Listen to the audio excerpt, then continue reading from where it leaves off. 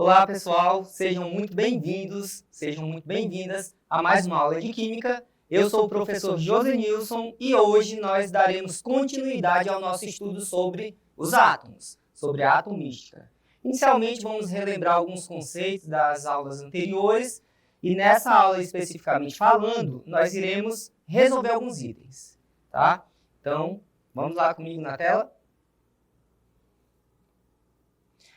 Vamos relembrar, então, vocês lembram o que é um átomo?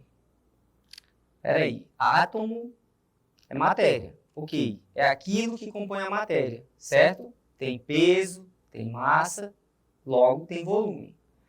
Então, baseado nisso, nós vimos nas aulas anteriores os principais modelos atômicos, 4 modelos, que é o de Dalton, Thomson, Bohr e o Rutherford, né? Não necessariamente nessa ordem.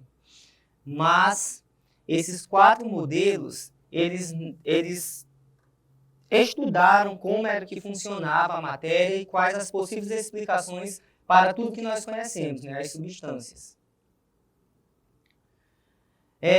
E na última aula, especificamente, nós vimos como é que nós podemos identificar um átomo. Então, vamos lá, só relembrar um pouquinho dos modelos atômicos. Como eu falei para vocês, foram 4 modelos. O primeiro foi o de Dalton. Esse modelo, inicialmente, ele não existia carga para o átomo. Era conhecido como uma esfera maciça que não poderia ser divisível. Então, foi conhecido aí como o modelo da bola de bilhar, tá? Aquela bola da sinuca. É uma esfera, ela é maciça e, segundo Dalton, não dava para dividir. Obviamente, esse modelo ele passou por reformulações, né? Alguns anos depois, surgiu um novo carinha chamado de Thomson. O Thomson ele já propôs aí uma diferença do modelo anterior. Para Thomson, o átomo ele era carregado aí positivamente e nessa massa positiva existiam incrustados elétrons.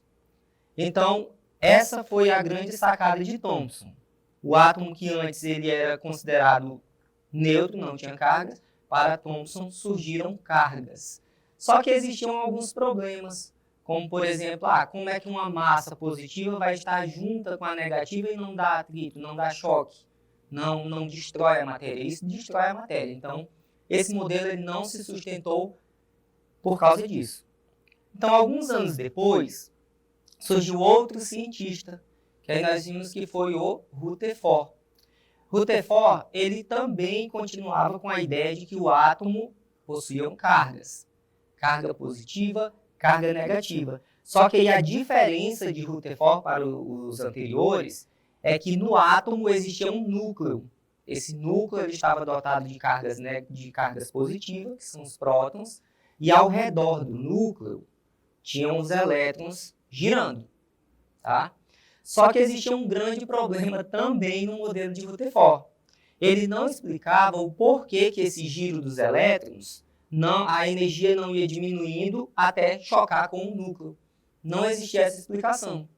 Então, isso deu trabalho para mais outros estudiosos, como, por exemplo, o último modelo que nós vimos, que foi o modelo de Bohr.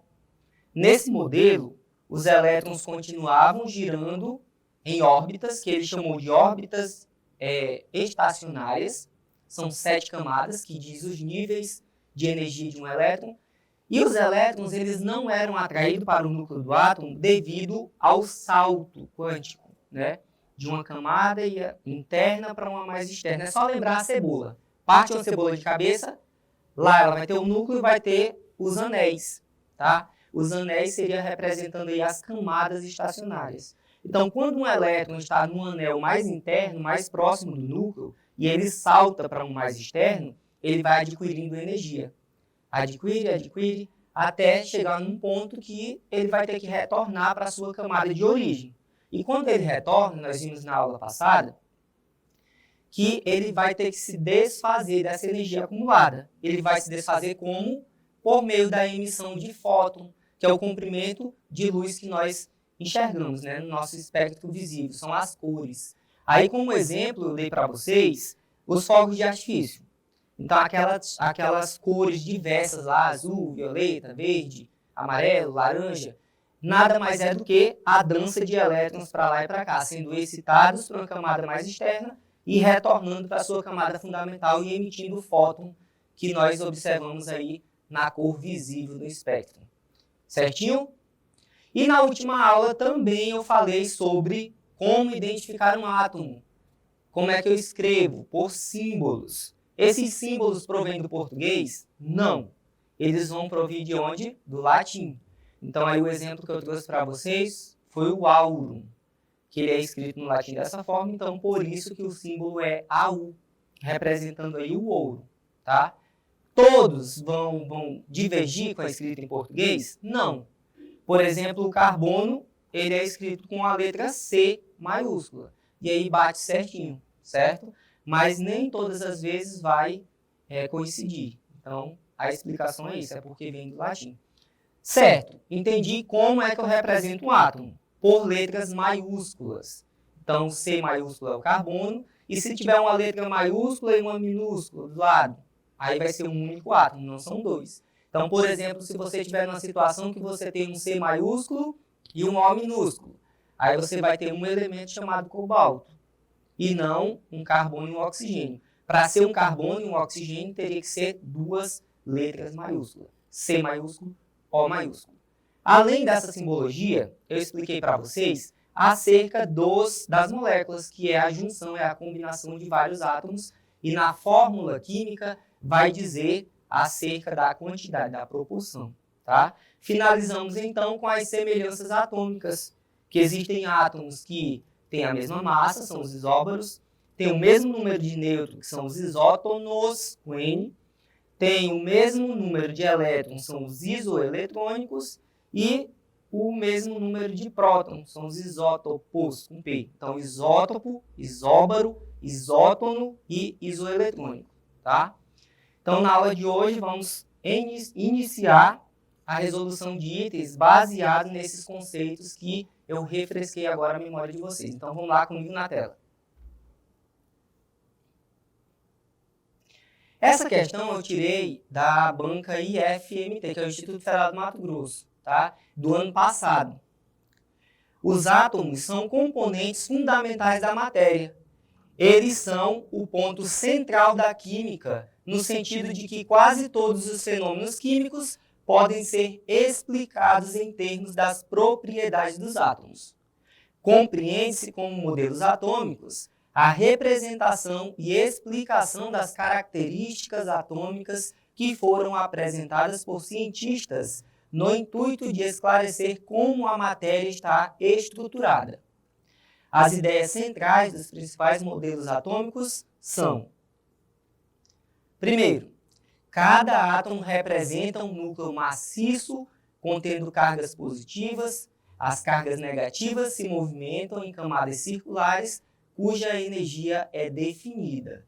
Então, essa primeira informação aí, vocês vão lembrar de qual modelo? Será que é Dalton que não tinha carga? Não, que aqui já está dizendo que tem carga. Então, pessoal, é o seguinte. Quando vocês estão diante dessas situações, principalmente no Enem, que o texto é monstruoso, vocês têm que usar da expertise para economizar tempo. Tenho certeza que os outros professores dos outros componentes falaram a mesma coisa. Otimize o seu tempo, porque mais na frente, para as questões mais difíceis, vocês vão ter mais tempo, então vai ter mais calma para resolvê-las, tá? Nesse caso aqui, ó, olha para o primeiro e lembra do modelo. Você já pode ir até para as alternativas, que vai ter que relacionar uma informação com o modelo. Então, esse primeiro modelo, que tem cargas, que tem elétrons, saindo de uma camada para outra, é o qual modelo? É o de Dalton? Já não é, que não tem carga, tá? É o de Thomson? Thomson não, que ele dizia que as cargas estavam todas juntas. Então, você só tem dois modelos, ou é Rutherford ou é Bohr, tá? Quem fala de camadas estacionárias? Quem fala aquela cebola que eu disse, partilha e tem os anéis? Qual dos cientistas? Então, se você lembrou, se você prestou atenção certinho, é óbvio que é o Bohr, é o último, é o quarto modelo. Então, vamos dar uma olhada já nas alternativas sem precisar necessariamente ler o restante. Às vezes a gente consegue, vamos ver se dá certo. Então, o primeiro vai ter que ser Bohr. Olha as alternativas, ó. Alternativa A diz que é Dalton, pode ser. A B tem Bohr, opa, pode ser. A C, Dalton. A D, Thomson. E a E, Rutherford. Então, obviamente que só pode ser a letra B. Presta atenção que eu nem li o restante das informações, né? Apenas com a primeira informação eu consegui matar a questão. Obviamente que se fugir da mente de vocês qual seria o modelo, aí você poderia investigar as demais. Mas o intuito é o quê? Você ser esperto o suficiente para agilizar o seu tempo, tá? E nessa questão específica deu sorte porque nas outras alternativas não tinha Bohr. Possa ser que em outra alternativa tivesse, aí você iria ficar na dúvida lá e ia matar só no final, tá? Mas atenção para isso. Então vamos lá? Próxima questão. Sustente 2023. Então são questões recentes que acontecem nos principais vestibulares e concursos. O estudo dos átomos na química é conhecido como atomística, sendo o átomo a unidade fundamental da matéria. A quantidade de qual constituinte atômica caracteriza um elemento químico. Então, na última aula, quem prestou bastante atenção, nós falamos como identificar um átomo. O que é próton, o que é nêutron, o que é massa, como é que se calcula isso, tá? Então, qual é a identidade de um átomo? Qual é o RG de um átomo? É quantas partículas positivas ele tem. Quantos prótons ele tem. Então, as alternativas aqui dizem o quê? Alternativa A, próton. B, nêutron. C, elétron, não tem nada a ver, tá? D, momento angular, pior ainda, que isso daí vai falar da geometria molecular. E E, ligações covalentes. Não tem nada a ver ligações covalentes, tá? Porque isso daí são de moléculas e não de um átomo específico. Então, vamos lá. Gabarito, letra A. Então, a identidade de um átomo que caracteriza ele aí como elemento químico é quantos prótons ele tem. É o número atômico, é o Z. Próxima questão. Foi adaptada da FEPESE 2023. Diz o seguinte, o fósforo é o elemento químico de símbolo P e é o 11º mais abundante da crosta terrestre. Apresenta a seguinte informação na tabela periódica. Aí vai ter um elemento lá P, presta atenção que o P é maiúsculo, tá? E tem dois números acompanhando, o 15 e o 31. Então vamos lá.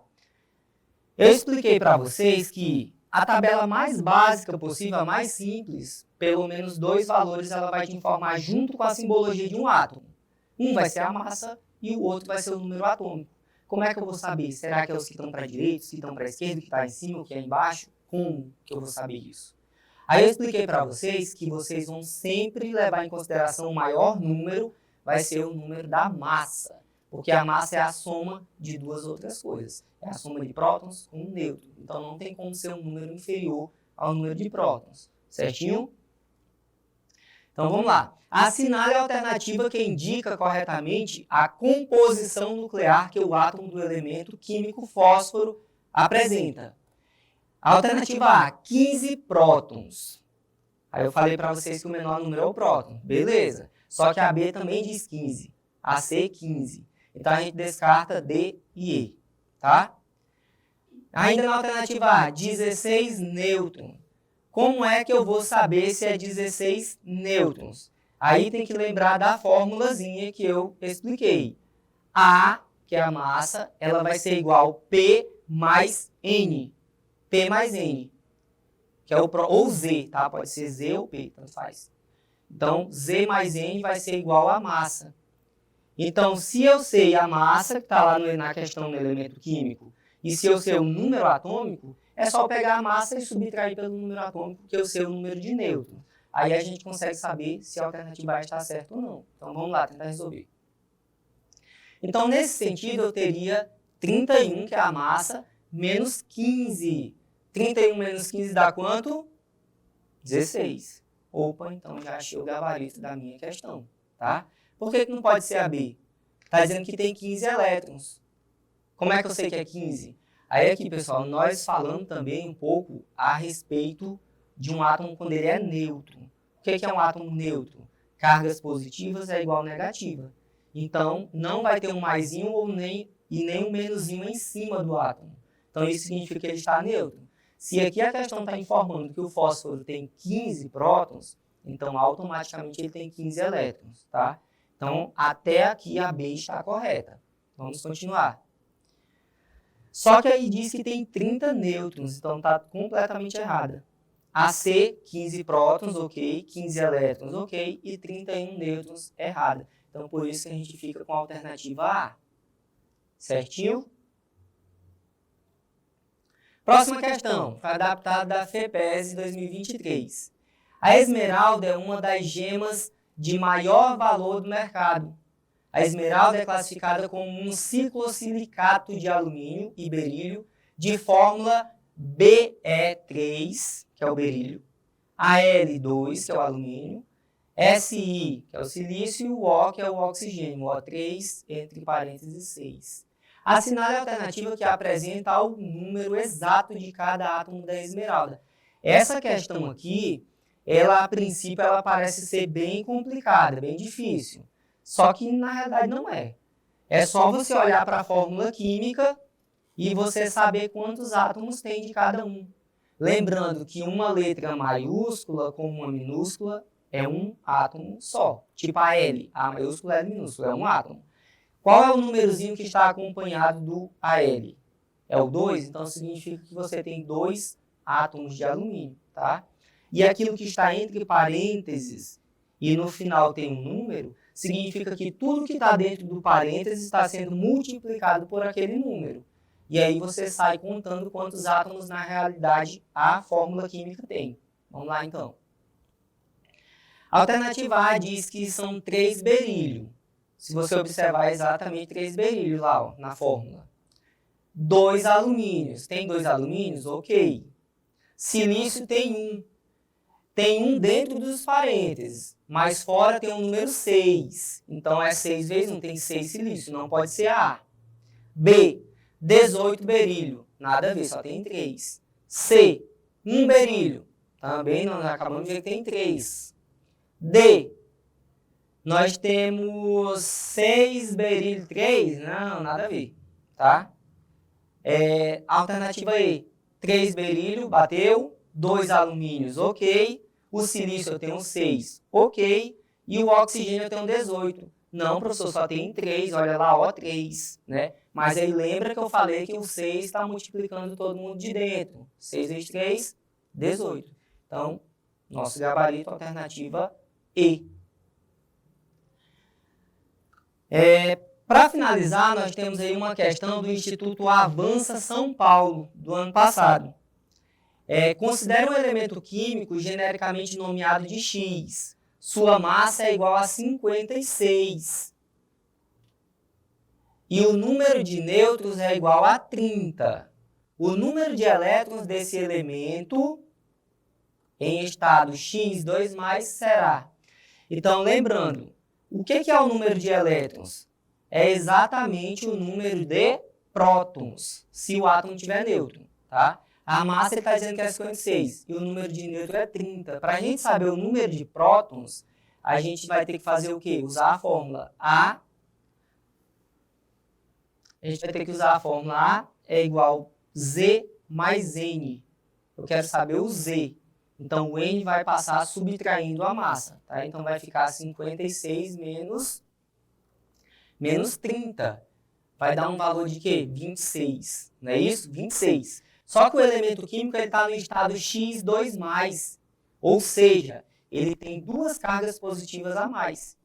Então, se ele tinha 26 elétrons, ele perdeu 2 para ficar com 2 positivas. Então, 26 menos 2, resposta 24.